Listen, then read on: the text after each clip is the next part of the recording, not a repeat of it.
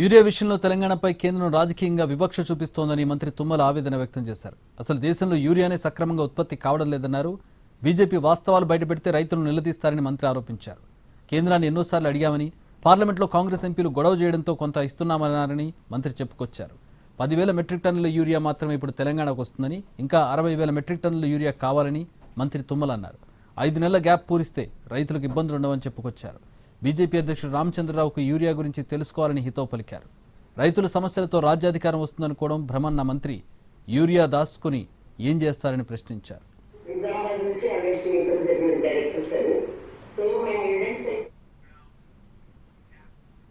Telangana urea కొరత లేకపోయినా కృత్రిమంగా సృష్టించారన్నారు బీజేపీ రాష్ట్ర అధ్యక్షుడు రామచంద్రరావు. ఎక్స్ట్రా స్టాక్ పెట్టుకుని మంత్రులు అబద్ధాలు ఆడుతున్నారని ఆరోపించారు.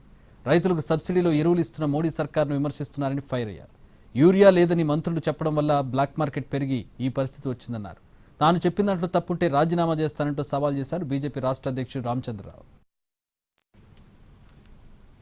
ప్రజలకు మాకు కేంద్ర ప్రభుత్వం ఇవ్వట్లేదని మీ దగ్గర బఫర్ స్టాక్స్ పెట్టుకొని ఎక్స్ట్రా స్టాక్ పెట్టుకొని ఈ అబద్ధాలు ఎందుకు ఆడాలి? ఈరోజు వాస్తవానికి తెలంగాణకు ఎటువంటి కొరత లేదు.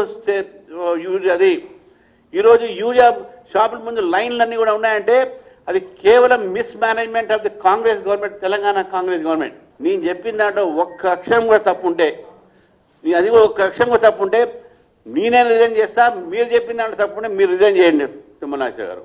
నేను ఇప్పుడు కూడా అదే చెప్తున్నాను.